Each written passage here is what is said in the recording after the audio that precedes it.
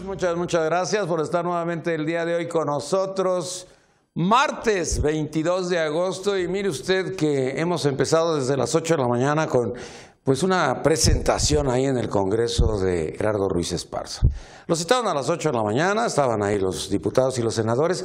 Y por cierto, fíjese lo que son los chapulines. Un senador del PRD dijo, bueno, yo en mi calidad de diputado, ay, perdón, si ya soy senador, ¿verdad? Soy senador. Imagínese, qué ridículo. Qué bueno que ya se acabaron los chapulines, eso ya me dio gusto.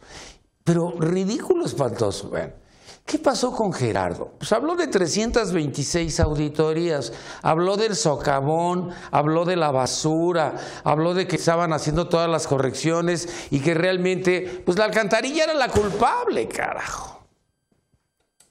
Pero que no iba a renunciar, porque todos le pedían su renuncia. Vidal Llerenas estuvo muy intenso y le decía, pero tiene usted que renunciar, ¿no? Por dignidad.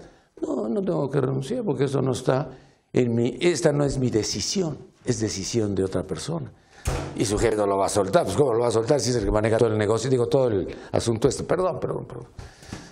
Pero ¿cómo era posible sostenerse 4 horas en un tiroteo infernal? Ahorita me estaban platicando aquí los compañeros que nos van a hacer el favor de hablar sobre el TLC. Lo de las mochilas. Lo de las mochilas pues era pecata minuta porque mandaron al sonso este del oficial mayor a hacer algo. Y Rodrigo Ramírez Reyes, como que nada más le tripula el dinero para robar dinero, no para otra cosa, pues sí le ocurrió 3 mochilas. Bueno, a ver, no es culpa también de Rodrigo. Recordemos lo que dijo el secretario. Pues les mando $1 millón de pesos por el mal momento. Puta, casi lo matan. No, yo creo que ha sido una sarta de tonterías, de burradas, de que si Aldeca y Epcor son empresas españolas que, bueno, pues que realmente están metidas en el negocio, no las va a sacar, porque le dijeron que si las iba a... No las va a sacar. Pues ¿cómo las va a sacar si ya están arreglados? Después, la senadora del PAN fue muy contundente cuando le habló de los famosos 970 millones de pesos que costaba paso y que terminó en 2.213 millones de pesos. Dijo es que fueron aumentando los precios. Aumentando los precios. Pero los inflaron. No, está terrible. Y la del PRI estuvo maravillosa porque le dijo muchas gracias por haber venido. Ay, yo dije, qué lindura, pues la única ternura. No, en verdad, pues desde el 12 de julio estamos metidos en escándalos. Primero que el Ojos, y que el Ojos pues todavía no lo pueden sacar de Tláhuac. Después vino, no sé qué, han venido puros escándalos, incluyendo a Emilio Lozoya y a su abogado. Ese abogado, ya le platicaba yo el otro día, que nosotros hicimos un programa de televisión, cuando yo estaba en Televisa, porque sus escoltas habían violado a unas jovencitas en el sur. Entonces, cuando llegó a manejar, en ese entonces se manejaban las llamadas telefónicas, no era como ahora con redes.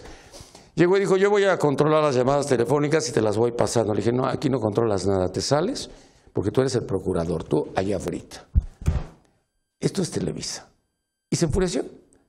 Bueno, pues se surtieron a los violadores, ¿no? No les pasó nada porque pues este era el jefe. Bueno, pero con lo de Emilio Lozoya pues fue maravilloso porque ¿por dónde entró Emilio si estaba imputado? Lo estaban esperando los reporteros. Le digo al reportero, ¿por dónde entró? No sé, Nino, pero seguramente entró por la puerta donde llega Raúl Cervantes. Pero el imputado se echó un show y a las 6 de la tarde tenía conferencia de prensa. Conferencia de prensa en un hotel. Y ya, se echó su conferencia de prensa, dijo que estaba en contra de todo. Pues, han sido una de escándalos. Pero uno tras de otro. ¿Y cómo va el TLC? Pues que el 1 al 5 de septiembre, que del 1 al 5 de septiembre. Oye, el 1 de septiembre pasa algo, pues creo que es el informe, dijo alguien. Imagínense cómo se dan las cosas. Bueno, 4 aspirantes para la jefatura de gobierno de la Ciudad de México: Monreal, Sheinbaum, Delgado y Martí. Bueno, pues ahí están las encuestas y las encuestas son un verdadero desastre. No se ponen de acuerdo, no se ponen de acuerdo. Bueno, Monreal dice que es el de la experiencia, Sheinbaum dice que es el del cariño. Delgado es el que va a darnos una fisonomía diferente de la ciudad, porque nos va a proporcionar tranquilidad. Y Martí Batres, pues no sé qué nos vaya a dar, porque es la rata que corrió Marcelo Ebrard cuando lo tenía en Sedesol. Bueno, no seré candidato eterno, seré candidato Palacio. No dijo eso, no dijo eso. Pero ¿a poco no se presta? No seré candidato eterno. O Palacio o me retiro. Y le han puesto en los memes que si se retira que se vaya a la chingada. Así se llama el rancho. No. Y además ya se ve así como ya cansadón, ya como que, pues ya para el 24 ya no aguanta, Y Peña hizo una declaración contundente. Frenar la reforma educativa es ir contra México. Pero no sabía que unos minutos antes había hecho uso de la palabra, porque siempre Peña llega tarde, ese es el problema, ¿no? Entonces, había hecho uso de la palabra de educación y dijo que estaban haciendo un piloto con lo de la reforma educativa. Oiga, una reforma haciendo un piloto, pues se aplica la reforma, pero el problema es que ¿cómo van a aprender a hablar inglés los maestros que no saben inglés si acaban de contratar a 1000? Pues yo creo que son de Berlitz, ¿no? Maestros que les van a dar clases de inglés a los maestros mexicanos para que en todo el país, en 5 años, hablemos inglés. Imagínense cuando venga Trump, ya no va a estar Trump. Bueno, cuando venga el que venga, ya todos hablamos en inglés, Está padre, ¿no? Pero dijo que sería estar en contra de México. Bueno, oiga, ¿se acuerda de lo de los 7 mil millones de pesos de los partidos políticos? La gente está indignada, irritada y molesta. Y Lorenzo Córdoba, que es empleado de Manlio Fabio Beltrán, bueno, no es empleado, pues ya Manlio ya ni es del PRI. Bueno, Manlio lo puso ahí. Lorenzo Córdoba encontró 5.100.000 personas inexistentes. Entonces los padrones los inflaron. Y estos padrones, pues, o están muertos, o no existen, o duplicaron. Y van a quitar 5.100.000. Ahora, la pregunta a Lorenzo Córdoba, ¿y vas a bajar la cantidad de dinero que les vas a proporcionar a los partidos políticos? Y después viene ahí a un ladito, lo que es, o lo que se está haciendo con el dinero de nosotros, los mexicanos, a través de los partidos políticos. Y fíjese que no hay rendición de cuentas, pero el que está en cero es ratero de champs. El sindicato de petróleos está en cero, no contesta nada, no responde nada, no dice nada y lo ponen así, en cero. El 97% está en INAI, imagínense. Pues si ellos lo hicieron, pues tenía que estar en 97%. Pero es de risa loca lo que está... Es como que se aproxima el 2018 y los escándalos están a la orden del día. ¿Qué va a pasar con el TLC? Es de lo que vamos a platicar el día de hoy, es de lo que vamos a comentar el día de hoy. Pero yo creo que la gente está molesta, está indignada, hay un gran hartazgo, hay así como, pues yo diría que enojo, irritación social. Hoy Mid dijo una cosa maravillosa. Es que hay dos Mids. El Mid de Felipe Calderón, que a todo el mundo le caía bien, y el Mid de Peña, que a todo el mundo le cae mal. Hoy dijo que ni se preocupe usted, en el 2018 no habrá más impuestos. Puta, 35% tengo que pagar de mi dinero y ahora todavía estaba pensando en más impuestos. No. Bueno, vamos con nuestros invitados, vamos a platicar del TLC, de lo que está sucediendo con el TLC, de lo que no sabemos mucho del TLC. Nos acompaña el doctor Jorge Eduardo Pascual, presidente de la Institución Nacional para la Celebración del Día del Abogado. Jorge Eduardo, mucho gusto, bienvenido. Mucho gusto, Nino. TLC, ¿qué pasa con el TLC? ¿Qué pasa con el TLC? Realmente por eso hicimos la mesa, porque arrancó con mucha celeridad los tratos, la primera ronda. México muy acompañado, una representación muy grande, un cuarto de junto muy grande con empresarios. Estados Unidos no con tanta gente, pero sí con uno duro y hablador. Y Canadá, una simpática canciller, simpática secretaria, ministra de Relaciones Exteriores. que no tiene mucho que decir. En nuestro punto de vista, están apresurándolo demasiado. Lo más conveniente es no apresurar. Porque Estados Unidos, de entrada, lo que se habló aquí en un programa, lo que habló Eliseo Uruchurtu, el capítulo 19. Sí, eso es. Fue de entrada. Adiós. De entrada y a darle. Luego, pues siguieron con su cuento del sector manufacturero y lo que iban a ver. Y desde luego sacaron a relucir los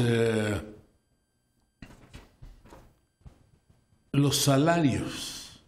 Lo tenía escondido debajo de la manga.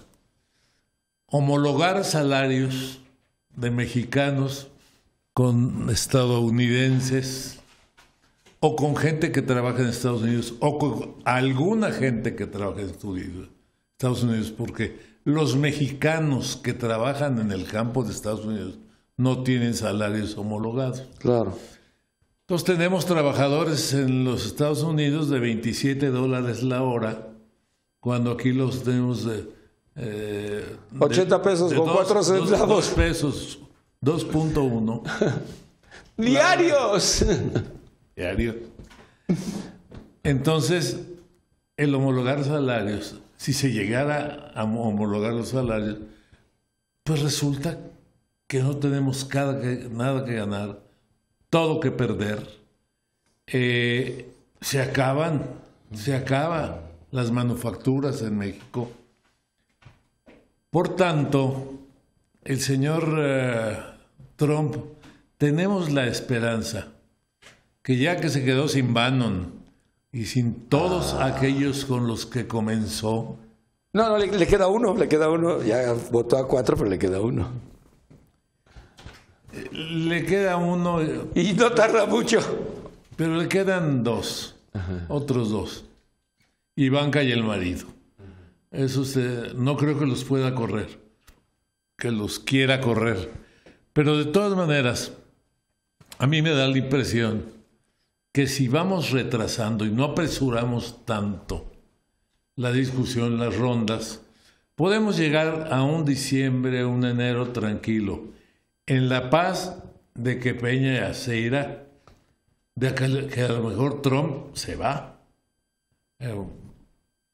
Sigue provocando guerras, ya aumentó 4,000 soldados en Afganistán, está provocando a Corea del Norte, haciendo maniobras con Corea del Sur, y a final de cuentas, nosotros pensamos que el Tratado de Libre Comercio, una vez que las rondas acaben de trabajar y hagan un proyecto, se salga alguien, no se salga, aún Trump se lo va a tener que consultar a su Congreso. Claro. Y su Congreso se va a portar muy duro con él. Yo creo que el Congreso de Trump, hasta los republicanos, por todos estos ceses y estas cosas, se le van a poner muy bravos. Y no creo que la brinque. Por el otro lado, bueno, pues el Congreso de México también lo tiene que aprobar. Aprobar el nuevo tratado o aprobar la desaparición del tratado. Jorge Eduardo, pero la premura es por las elecciones de ellos y de nosotros.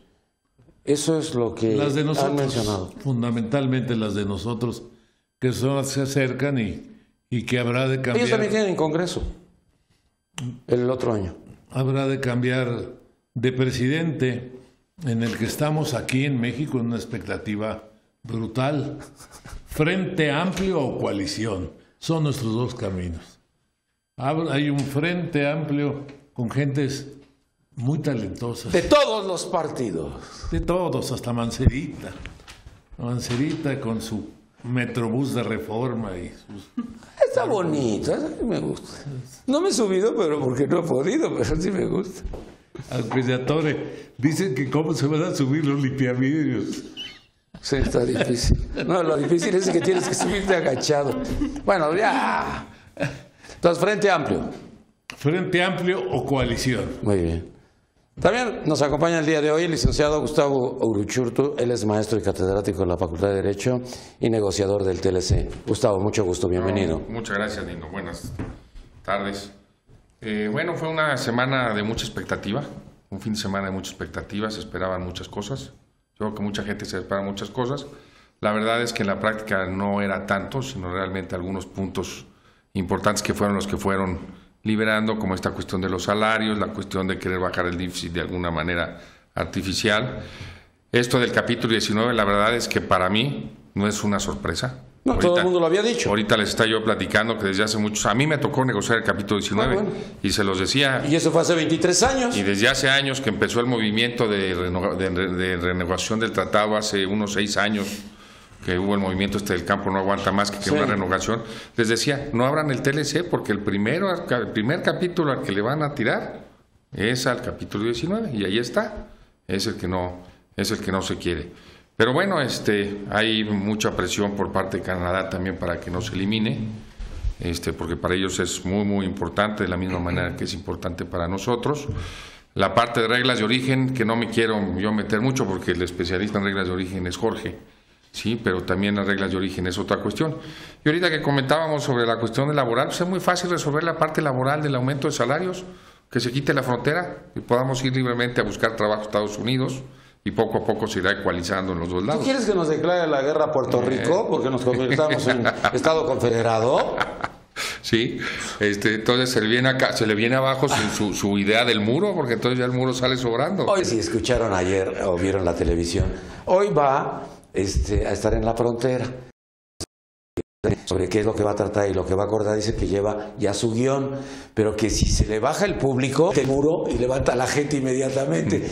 Imagínate, es mediático el muro. Pues sí. Ayer cuando lo estaban diciendo en la televisión de los Estados Unidos, yo no daba crédito, porque estábamos hablando de un programa serio. Claro. Y entonces ellos dijeron, no, él lleva su discurso perfectamente bien. Y lo hace, pero si ve que se baja la gente, mete el muro y la gente inmediatamente se levanta. ¿Qué te parece? Sí, sí, sí. Y bueno, pues había mucha expectativa, pero también hay que tomar en cuenta que en Estados Unidos tampoco hay mucha expectativa. Por ejemplo, la prensa en Estados Unidos fue muy poca la que hubo cubriendo lo le ha dedicado muy poco espacio. Así es, sí. Hay temas novedosos, temas sociales, por ejemplo, que está incluyendo Canadá de meter a los grupos indígenas, que se les respeten y se incluyan también en la negociación para la parte del desarrollo y la parte ambiental. Pues vamos a ver ahorita el primer para ver ya se tienen y empezar a trabajar ya. Fue de pinta, como decía el de Pozo, ¿no? Le salió lo boxeador, era de pintas. Bueno, también nos acompaña el día de hoy, licenciado Jorge Caballero Matamoros, él es negociador de reglas de origen y aranceles del TLC. Jorge, mucho gusto, bienvenido. Si tomas el micrófono, por favor. Está abierto. Buenas tardes, Nino. Muchas gracias por la nueva invitación. Si me permiten, puedo volver a regresar al hablar del tema de reglas de origen, que recordemos que el tema de reglas de origen son los requisitos mínimos que se necesitan tener en la manufactura para tener acceso a aranceles preferenciales, no pagar aranceles, y sigo pensando que va a ser el punto toral, junto con el capítulo 19, en esta renegociación. ¿El capítulo 19 tiene forma de negociarse o ya? Eso está completamente... La postura de México y Canadá es no moverlo, y en su caso, si Estados Unidos tiene una propuesta, que sea para mejorarlo. Ya. Pero no parece que hay ahorita posiciones extremas. Ajá. Estados Unidos no lo quiere, México y Canadá sí lo quieren, lo necesitan. Ahora, reglas de origen. Como decía, las reglas de origen son el requisito mínimo de manufactura que se debe de tener en la región para tener acceso a los aranceles preferenciales. Y aquí quiero ahondar en 2 o 3 cosas. Una, si uno hace el análisis de las importaciones que México realiza, México importa el 70% de lo que se conocen bienes intermedios. Es decir, en México no se producen los bienes que están antes de ser terminados, de bienes finales para consumir. Las reglas de origen pueden ser el momento de presentar una estructura de norma, de reglas de origen que obligue a que esos bienes intermedios se puedan producir en México y reforzar los eslabonamientos de las cadenas productivas. ¿Cómo cuáles? Ejemplo. Por ejemplo, todo lo que es maquinaria. En México muchos motores eléctricos no se fabrican. se tienen que importar y una vez importados se ensamblan en un bien final en una máquina. O sea, llegamos al se ensamble. exporta. Eso Y en muchos casos es ensamble. Entonces en México no hay muchas materias primas o muchos bienes intermedios que se fabriquen, y si en las reglas de origen que se van a renegociar se exigiera que se produzcan en la región estos bienes intermedios, podríamos tener un nuevo rumbo en nuestra política industrial. Y yo creo que este es el momento de hacerlo. Otro asunto de las reglas de origen es que parece que lo que caracteriza a las reglas de origen actuales es que son simétricas, es decir, que tanto Estados Unidos, Canadá o México tienen que cumplir la misma regla de origen. Al parecer, Estados Unidos quiere poner reglas de origen no simétricas. Es decir, a lo mejor Estados Unidos que tanto le interesa el sector automotriz, quiere decir, en Estados Unidos se debe de producir el acero, en Estados Unidos se debe de hacer ciertos ensambles de los automóviles, y si tienen que ser en Estados Unidos o en ningún otro lado. Eso provocaría una distorsión artificial del comercio. Pues ya nos pasó con la Ford. Pero una cosa es que Ford se haya ido para allá, una de las plantas. Sí, pero estaba aquí. Es más, todavía ni siquiera se inauguraba ni empezaba. Apenas iba a empezar. Pero una cosa es de que se haya ido a Estados Unidos a construirla allá, y otra cosa es que cambien las reglas de cómo producir en la región. Las reglas de origen son para que se produzca en la región de Norteamérica, no en un país en específico. Si Estados Unidos con eso quiere mejorar su balanza comercial, va a estar en un serio error. Porque ¿por qué se han venido algunas ensambladoras a México? Porque con México en ciertos procesos productivos es más competitivo.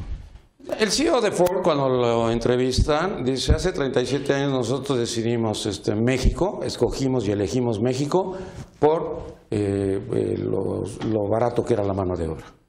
Entonces, el comercio internacional cuando es libre, y además es todo Norteamérica, así debemos de comprenderlo. Así es.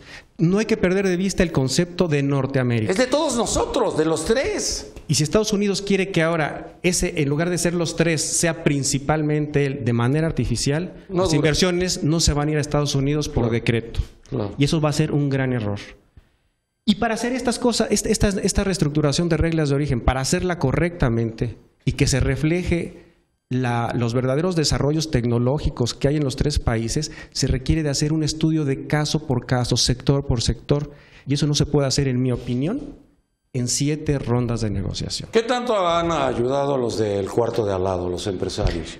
Pues, son muy importantes, ¿no? Pues ¿se les consulta o no se les consulta? La Concamina ha estado haciendo un llamado constante a todos los sectores industriales para que participen. Cada vez es más concurrida esta participación, algunos apenas están llegando, y sí va a ser fundamental que esté Concamina en el cuarto de al lado, porque siempre hay preguntas de tipo técnico que ningún funcionario tiene por qué saberlos, y tiene que consultarlo con los especialistas que son los empresarios. Es muy sencillo y muy fácil. 1 a 5 de septiembre, ¿qué esperamos aquí en México? Que podamos empezar a hacer intercambio en las negociaciones de manera más específica. Bien lo decía el licenciado Uruchurtu. Ahorita fue un round de sombra, de cosas generales, de presentar cada quien su texto, sus opiniones de tipo general. Y es probable que a partir de la siguiente ronda en México, cada país empiece a hablar de cosas ya más específicas y empezar a dar un barrido en todos los temas. También nos acompaña la maestra Alma Tania Vite, ella es catedrática de la UNAM. Alma, mucho gusto, bienvenida. ¿Qué tal? Gracias, Nino. Pues más que nada, bueno, ya lo dijeron, ¿no? Esta primera ronda de negociación fue totalmente general, ¿no? Y sin sorpresas. Inclusive en una entrevista que tuvo Ildefonso, decía que, el secretario, que realmente no espera sorpresas durante las negociaciones, que se espera que existan de 7 a 9 negociaciones. La siguiente va a ser del 1 al 5 de septiembre. Pero sí me gustaría abrir la puerta y decir, bueno, en algún momento que Estados Unidos decidiera salir del Tratado de Libre Comercio con América del Norte, pues bueno, nos quedaríamos con Canadá, ¿no? Y yo creo que sería también verlo en algún momento, que si no se logra, yo creo que ahí el punto medular es que Estados Unidos diga, bueno, si no se negocia como yo quiero, ¿no? O las reglas, principalmente yo veo complicado la parte del capítulo 19, que él dice totalmente que no lo quiere. Ahí llevaríamos a perder tanto Canadá como México, y si no se logra una buena negociación, y yo creo que Estados Unidos debería de plantearse en la parte de que se trata de ganar, ¿no? En este caso, que tanto ganen los tres países, ¿no? Definitivamente los 3 países, no aplicar una práctica leonina y decir, bueno, todo para mí, ¿no? Pero Justin Trudeau, cuando se estuvo a punto de la separación, él dijo, lo siento por mis amigos los mexicanos, los quiero mucho, pero primero es Canadá. Y Canadá iría con Estados Unidos porque nosotros tenemos un acuerdo de un año antes. Sí, pero en estas negociaciones, en esta ronda, realmente fueron muy neutrales, ¿no? Dijeron, es lo mejor para los 3.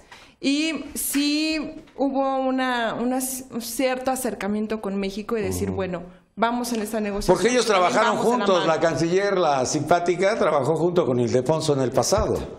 Exacto. Tiene una ventaja Ildefonso, que fue empresario y que fue industrial. Porque si tuviéramos a Luis Videgaray, pues Luis Videgaray es un burócrata. O sea, el que fuera sería un burócrata. Y aquí tenemos pues la mezcla o la simbiosis en un mismo personaje, ¿no? Y además habla perfectamente el inglés. Y es de Monterrey. No, pues es de los regios, es de los de la lana. Es de los de la lana. Tú ya lo dijiste. Es el centro neurálgico industrial del país, ¿no? Los corporativos están allá. Claro, y las cabezas de los bancos. Hay otras cosas que están en otro lado.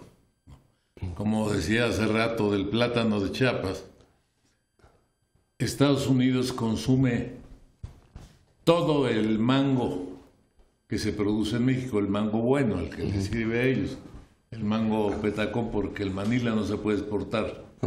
Y consumen solo 4 clases de mango, pero todo el que se produce en el país en cuanto aparece para los productores de mango que logran producir en marzo, véndenla ya, la caja a $30. Sí, no. Ya cuando salen a abril la venden a 15 y de todas maneras se va todo el mango de Sinaloa, todo el mango de Nayarit, todo el mango de Guerrero, todo la producción antes se tenía que bañar en bromuro, en unas cámaras de bromuro el mango para poder pasar. Ahora no, los gringos ayudaron y trajeron máquinas y se comenzó a usar el problema, el lavado hídrico en diferentes de temperaturas de agua, el mango pasa. El aguacate estaba prohibido hasta que los judíos se los pidieron. No, es que se los pidió todo el mundo, el aguacate de ellos es dulzón. Los mismos michoacanos lo han dicho. Cuando ellos fueron ahí a los Estados Unidos, al famoso guacamole, pues se dieron cuenta de que el otro era dulce. Y este era el guacamole auténtico y el original. Pues sí, consumen todo. Tenemos un magnífico aguacate. Consumen todo el aguacate de este país. Ya y el plátano es de Honduras, ese ni siquiera es nuestro. A nosotros ya nos consumen todo el aguacate. Todo el del país se lo están llevando. Y nos están dejando también hasta los huevitos. Pero... ¿Estás hablando en sentido figurado? No. No, pues no hablas del secretario de Comunicaciones. Bueno, está bien. Yo creo que Canadá en una hora de cierre fuerte va a jalar con Estados Unidos, ni modo. Eso es así. Es que ya lo dijo Trudeau. Quiero mucho a los mexicanos, pero yo soy el primer ministro de Canadá. Su negocio está allá. Por lo tanto, ¿qué es lo que conviene a los mexicanos? Una estrategia. ¿Tenemos estrategia o estamos viendo así a ver qué pasa? Una estrategia priista o López Obradorista. Aplazar y no llegar a conclusiones pronto ni nunca. ¿Eso no le beneficia a nadie o le beneficia a todos? Pregunto. Bueno, yo creo que... Porque tiene fechas. Claro. Aquí y tiene ciclos. Tiene momentos. Hay una cuestión que es importante. Yo creo que no se puede estar negociando al vapor. Hay muchas cosas y hay muchos intereses y hay que tomarse el tiempo que se tenga que tomar. Pero lo que sí es importante es que hay que dar predecibilidad al comercio. ¿Sí? Y si esto se atrasa mucho y siguen las presiones de la ¿No nos beneficia? Esa predecibilidad empieza a crear distorsiones en el comercio. Entonces yo creo que es importante. Ahora, esa incertidumbre también genera problemas con los financieros. Así es. Porque en ese momento nos bajan la calificación, pero de rápido. Sí, entonces por eso esa incertidumbre la incertidumbre es fatal. Yo sí quería retomar la pregunta del capítulo 19, si hay un espacio de donde hay negociar. Sí, sí hay espacio. ¿Cómo? ¿Por qué? Porque el capítulo 19 no ha funcionado como debería de funcionar. Es un mecanismo de solución de controversias que debería resolver las controversias en 315 días. Al día de hoy acaba de terminar un asunto que duró 5 años. Entonces, eso tiene que mejorarse para que realmente se cumpla con el objetivo de que fuera un mecanismo expedito. Número 1. Número 2, los árbitros que forman parte. Se necesitan realmente especialistas. Generalmente son académicos o gente que escogen. ¿Por qué? Porque además lo que pagan por ser árbitro del TLC pues es muy poco. Entonces van académicos o van abogados que dicen quiero en el currículum haber sido panelista y entonces una vez o 2 veces, pero comparado con lo que cobra un abogado, pues realmente es muy poco. Por ejemplo, pagan $80 la hora. Sí. A diferencia de un abogado ya podemos decir de medio pelo $200 la hora, pues ya tiene una pérdida cuando está fungiendo como árbitro. Entonces, eso ha ocasionado precisamente que no haya especialistas, gente que ya haya conocido de este tipo de asuntos para que puedan resolver adecuadamente. Y luego hay una cuestión que yo creo que para allá va la parte de Estados Unidos. Hay el capítulo 19 hay 4 instancias arbitrales, de la cual la importante es la que revisa las resoluciones que imponen las cuotas compensatorias de cada país, y las otras 3 giran alrededor de mantener el status quo, de que los árbitros sean imparciales, etcétera, y de que se puedan aplicar las decisiones que en un momento dado estos paneles resuelvan. Pero esa impugnación, ese mecanismo que revisa el actuar de los panelistas, ¿sí? Se llama Comité de Impugnación Extraordinario. El estándar para poder acudir a él es muy alto. Entonces la verdad es que es casi inalcanzable. Y lo que han querido Estados Unidos, porque lo quiso desde la negociación del TLC en el 92, era que esta impugnación se convirtiera en una impugnación ordinaria, que cada resolución del panel puede impugnarse de la misma manera que en la OMC una resolución de un grupo especial se puede impugnar en el órgano de apelación. Entonces, esta radicalización de eliminar el capítulo 19 yo creo que va mucho a lograr que esta impugnación se convierta en una... Gustavo, ¿hay fecha fatal o no? Pues yo creo que no hay fecha fatal. Yo creo que ¿Tiene que ser este año? No, ese es, ahora sí como dicen los americanos, un wishful thinking. Pero la verdad la vemos muy difícil, y era una cosa que estábamos platicando, que yo no creo que puedan terminar este año. Y el otro año se complicaría demasiado. Se puede complicar, sí. En el caso nuestro tenemos lo de las elecciones. Además, y también tienen Congreso, porque además el trabajo que termina yo termino de negociar el tratado. Ajá. Vamos a suponer que las últimas rondas de negociaciones en diciembre. Y luego viene todo lo que es el trabajo legal, que es otra renegociación, porque es estar diciendo, a ver qué es lo que quisieron decir los negociadores aquí en este párrafo, y entonces empiezan a discutir, y entonces ahí se va otro periodo de tiempo. Y entonces para tenerlo listo... ¿Y la aprobación de qué Congreso? Porque a nosotros el Congreso se acaba rápidamente entonces, con nosotros el próximo año. ¿Perdón? Ellos también cambian Congreso. Sí, bueno, no, pero ellos tienen la gran ventaja de que muchos de ellos pueden... sí, pero es más laborioso, es más laborioso lo que tienen que hacer los americanos. ¿Por qué? A ver, ¿por qué? Porque viene la redacción del texto. Sí. Ya se tiene el texto y entonces lo firman los presidentes. Ya. Y entonces el presidente de Estados Unidos tiene que mandar su texto al Congreso, y el Congreso tiene que hacer una ley, porque eso es lo que va a regir en Estados Unidos, la ley. Entonces van a tener que trabajar en esa ley. Nosotros los que llegan o los que se van. O los que se van. Nosotros mandamos el texto como está al Senado y el Senado lo aprueba. Sí, porque Emilio Gamboa está ahí dispuesto a todo. Pero en Estados Unidos el Congreso tiene que hacer una ley, y además no admite enmiendas al tratado. O lo aceptan como viene. Así tiene que ser. Esa ley que van a elaborar la van a someter al Congreso. ¡Es un paquete! Sí, y dices o lo aceptas o no lo aceptas, pero no se aceptan modificaciones a la ley en el Congreso. Entonces nada de que el artículo tal no me gustó, no. Entonces por eso es que tiene que trabajar en este caso sería el Departamento de Comercio y el representante comercial muy de cerca con la Comisión de Medios y Árbitros del Senado, y además con las comisiones del Congreso, para que la ley ya vaya peinada cuando se vaya a someter al Congreso. Jorge, tu micrófono. Sí, definitivamente no creo que haya tiempos fatales. Y se habla, y es un tema muy importante, darle certidumbre al inversionista.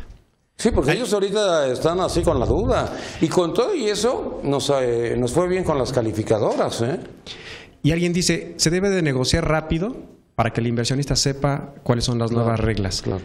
Pero si se va a negociar rápido y hacerlo mal, y los inversionistas tienen malas noticias, también se van. Sí, no entran. No entran. Claro. O las que están se van. Claro. Entonces, yo sigo insistiendo que los tiempos políticos no deben de dominar unas negociaciones que son tan trascendentes, sobre todo para nuestro país, y darle el espacio suficiente a los negociadores para que lo hagan de la mejor manera. En esta renegociación, yo soy de los que creo que se puede aprovechar para que México gane todavía más. Ejemplos. Por ejemplo, hay un tema un capítulo que se llama compras del sector público. Ajá. Ese capítulo a lo que se refiere es que cuando el sector público a sus 3 niveles realiza compras, si somete a licitación solo a los mexicanos o involucra también a los países Telecan. En Estados Unidos, en el TLC vigente, Estados Unidos se reservó muchas compras del sector público para micros y pequeñas empresas. México no lo hizo. Yo creo que es una oportunidad, como a modo de ejemplo, el que México puede decir, si yo quiero tener una nueva política industrial, a través de compras del sector público puedo destinar tantos millones de dólares, de pesos al año para que sean estrictamente licitados para empresas micros y pequeñas establecidas en el país. Ahí es una forma de hacer política. Y que tengan industrial. componentes americanos y canadienses, que puede eso ser, nos beneficia. puede ser, o pueden ponerle también algún requerimiento de Claro. porcentaje nacional, Claro. etcétera. Pero ese es un ejemplo en el que se puede tener una mejoría respecto al TLC actual. Otro tema muy importante es el referente a aranceles. México ya dijo que si, a través del secretario de Economía, dijo que si Estados Unidos está dispuesto a poner aranceles, en ese momento México se levanta de la mesa. Claro. Sin embargo, el capítulo 3 del TLC se refiere a los aranceles, pero hay un artículo dentro del capítulo 3 que es fundamental, que es el 303. Ese artículo 303 establece que cuando México le quiere exportar a Estados Unidos o Canadá bienes que cumplan o no cumplan con la regla de origen, siempre debe de pagar los aranceles por los insumos de fuera de la región. Es decir, si yo voy a poner un motor eléctrico a una máquina y ese motor eléctrico es chino, Sí. y el arancel que se paga en México es 15%, yo tengo que incorporar dentro de mis costos ese 15%. Claro. Bueno, de los 12 tratados que México tiene, el Telecan es el único que lo obliga a tener este requerimiento y que es un costo para los empresarios nacionales. Yo creo que se tiene que hacer una reforma importante al 303 e inclusive quitarlo, porque eso haría más competitivo a la industria nacional. Hace 23 años fue casi una imposición, fue una presión muy grande que tuvieron Estados Unidos contra México para que quedaran las cosas como las estoy diciendo. Son 2 ejemplos los que acabo de poner de lo que puede hacerse en las renegociaciones para bienestar de México. A ver, Jorge, pero nosotros tenemos muchos acuerdos con otros países, Sí. y todo lo que llevemos a cabo en esos acuerdos y lo incorporemos a México para introducirlo a los Estados Unidos y a Canadá, ¿se puede o no se puede? ¿O Sí, no sí. se debe? ¿O Sí, tienes que pagar aranceles? Sí se puede, si la regla de origen lo permite, y pagando en su caso el arancel correspondiente.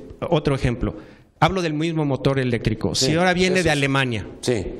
y México tiene un TLC con la Unión Claro. Europea, pero México tiene el beneficio de importar con 0% de arancel ese Así motor. Si México lo incorpora, el motor alemán, a su máquina y luego le exporta a Estados Unidos y se cumple con la regla de origen, no se paga arancel por ese motor. Pero si es chino, sí tengo que pagar el arancel, porque China no es parte de un TLC. Pero China se va a quedar con todo al final. Si Estados Unidos no se pone listo, pues el China se sucesor va a puede quedar ser con China. todo. Yo Así es. siento, ¿no has visto a los japoneses? Todo está hecho en China. Dices, puta, pero ¿cómo en Japón? Todo dice Made in China. Bueno, maestra, ¿qué opinas de todo esto? Pues básicamente que independientemente de la negociación del capítulo 19, que inclusive quiero hacer ahí hincapié y secundar la parte del maestro Uruchurtu, para hacer realmente eficaz este procedimiento, incluso estaba haciendo unas investigaciones acerca de este capítulo, referente a la parte de los panelistas, que son árbitros expertos, Pero ahí es donde se truncan las investigaciones, porque interfieren intereses económicos, políticos, todo. Que realmente cuando no quieren que avance una revisión ante panel, ahí no, ya el panelista que fue nombrado se excusa, dice que no puede o simplemente ya no continúa. Y entonces inicia nuevamente la parte, todo se retrasa, ¿no? Entonces, en vez de ser 315 días, como vino, ese es un asunto que llevan años, ¿no? 2, 3 años, el último duró 5 años, hasta apenas desde el 2010 hasta ahorita que salió la resolución final, bueno, como tal la resolución de panel. Ahí es donde tenemos que ver, ¿no? En algún momento hacer eficaz este procedimiento de revisión ante panel. Otros temas que yo creo que son polémicos en el Tratado de Libre Comercio, independientemente de las reglas de origen, es el capítulo 19, es el tema migratorio y también la parte del sector energético. Son 2 temas que considero que son importantes. Ahora bien, quisiera comentar algo. Comentabas cuál era la estrategia a seguir en algún momento dado, ¿no? Pues yo creo que México, independientemente de las cuestiones políticas que tengan, ¿no? O internas, creo que hay que ver alrededor. Tenemos 12 tratados de libre comercio, bueno, ahí incluye Telecán, ¿no?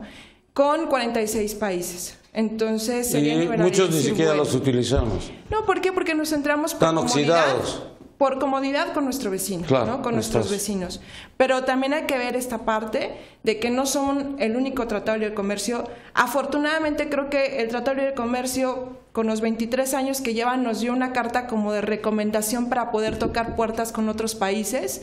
Y considero que esa sería nuestra segunda estrategia, ¿no? Entonces, hacer políticas públicas bien hechas que podamos tocar la puerta en este caso, poner en marcha otros tratados de libre comercio. No te veo tan optimista.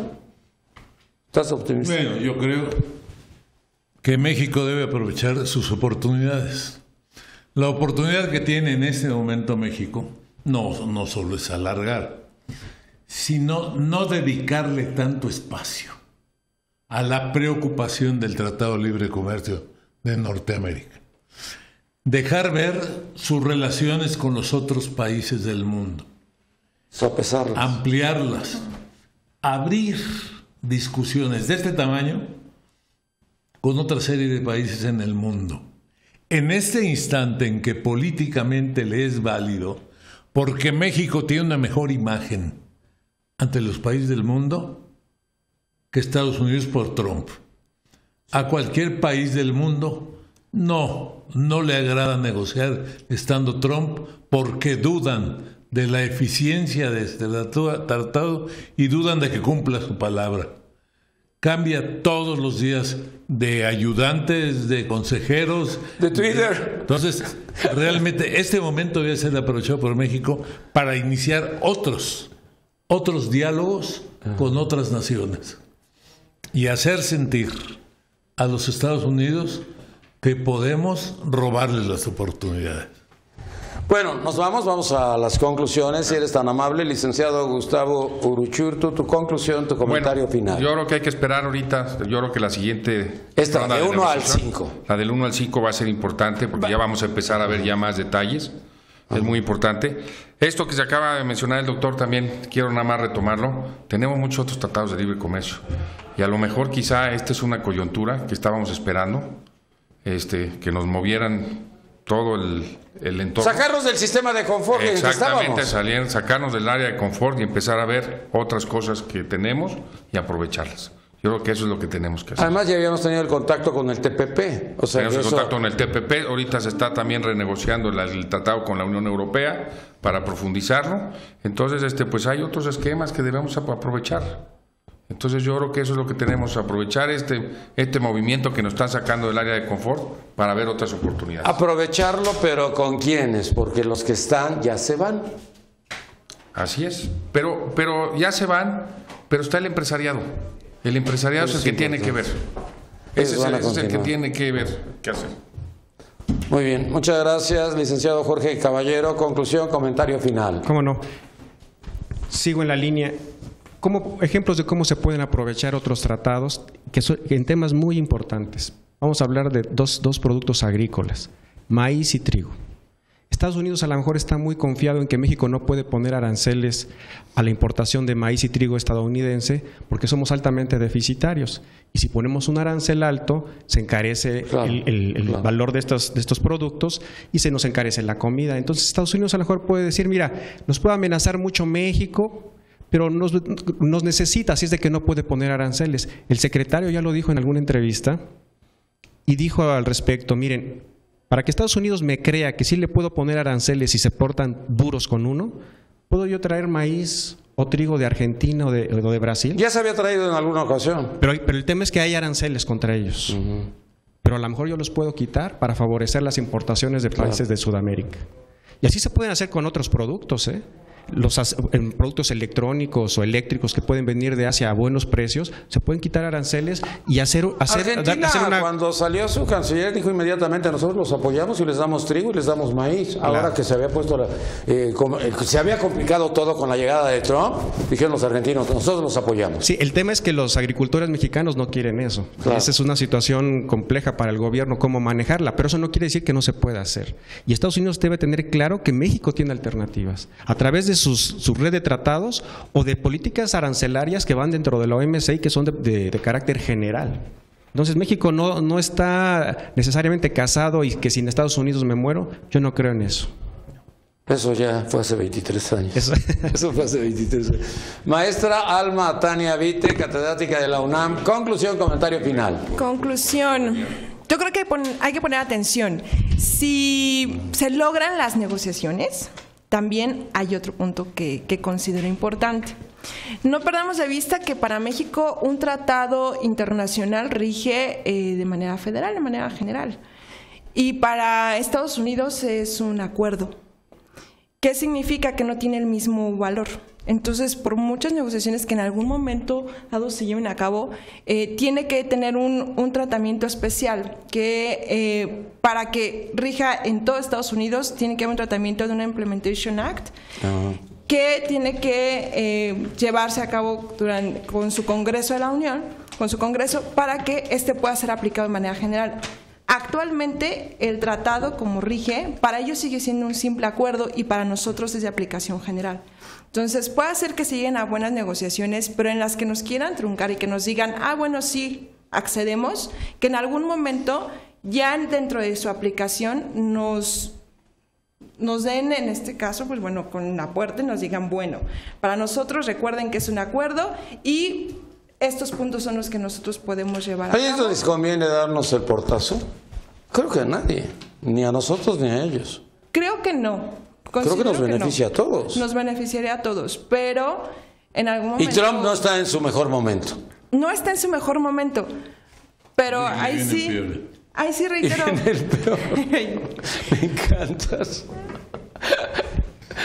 Ahí reitero en que en un momento de que sean favorables las negociaciones, ¿cómo se aplicarían? Si realmente al 100% cuando digamos, bueno, venga Ildefonso, digamos, logramos una buena negociación y es positiva y demás, perfecto, pero al momento de la aplicación, ver qué tanto. Por ejemplo, un ejemplo fue lo del sector, bueno, de los camiones, ¿no? De transporte, perdón. Digo, no, fue horrible transporte, eso que fue donde dijeron, bueno, a ver, recuerden que para ustedes es un tratado, felicidades, pero para nosotros es un acuerdo y va a aplicar de manera diferente, ¿no? Entonces no pudimos avanzar. Hasta McDonald's venía con su transporte, ¿no? Entonces, sí, también ver esto, ¿no? Me da mucho gusto ver que perdió usted la solemnidad ahorita con ese chascarrillo. ¡Ay, qué gusto verlo otra vez aquí con nosotros! Ya lo habíamos perdido. Doctor Jorge Eduardo Pascual, presidente de la Institución Nacional para la Celebración del Día del Abogado. ¿Cuál sería la conclusión general? Otro chascarrillo. Creo que debemos aprender a jugar como se juega en el fútbol americano o en el fútbol soccer, que a mitad del tiempo, al cuarto del tiempo, al ver las malas condiciones, se cambia la estrategia. Y la estrategia se tiene con países del mundo. Se puede tener más frijol y más maíz, más trigo. Yo no sé por qué el país maicero por excelencia dejó de serlo. Hay que empezar a impulsar esto y hacer otros movimientos políticos, y que tengamos nosotros también, como tienen los gringos, como lo dije, ¿no?, en una reunión el otro día, ellos van por el mundo, me dice el señor Uchurtu, van por el mundo, van a sus hoteles, comen su comida, hay McDonald's por todos lados, hamburguesas por todos lados, etcétera. O sea, viven en lo suyo. Todo el mundo les habla en inglés en todos los países. Que también los judíos, y a nosotros nos ha hecho falta hacer nuestra estrategia de la enchilada. Muy bien. El otro día una persona me decía, ¿sabes qué es lo que falta en ese TLC? Yo, el expresidente de la República. Salinas de Gortari, cuando dijo yo, dije ahí en la madre. Bueno. Oigan, muchas gracias, en verdad muchas gracias. Yo aprendo mucho con ustedes y me interiorizo de cosas que desconozco. En verdad, muchas gracias. Gracias, gracias. Ya vamos pensando en la próxima semana que vamos a hacer, porque tenemos uno al 5 de septiembre, lo del TLC. Yo creo que tenemos que regresar el 6 o 7 para ver qué es lo que se acordó. Es que usted deja todo así, al garete. Usted debería ya de tener la estrategia de qué es lo que vamos a hacer, cuándo lo vamos a hacer y cómo lo vamos a hacer. Tenemos un programa en medio que hemos realizado que es son dos términos que ya van juntos en México y que hay que tratarlos: socavón y corrupción. Ese no nos lo perdemos. Ese tenemos que hacerlo inmediatamente la otra semana.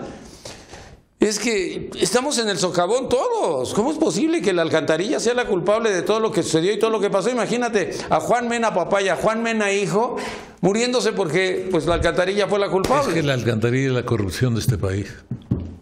Qué barbaridad. Bueno, ese ya, socavón. Socavón y corrupción. Tenemos una solicitud extra aquí. ¿Qué? No te oí. Una solicitud extra, hablar de China. Ya hablando de otros escenarios, ¿no? Independientemente con América del Norte, pues bueno, sería una buena mesa China. Mucho del desconocimiento que hay, por ejemplo, del TLC. Empiezan a hablar de que todo lo que pasa en el comercio es el TLC. No, tenemos China como un factor también que está participando, que se ha llevado las cosas. Kia. Ah, no, ese es coreano, ¿verdad? Sí. Ya estoy metiendo a los... Ya. Bueno, pues buenas tardes, muchas gracias por habernos acompañado el día de hoy. Me despido de usted, mi nombre es Dino Canún y recuerde próximamente socavón con estos personajes que no van a dejar a ningún cabrón parado. Gracias.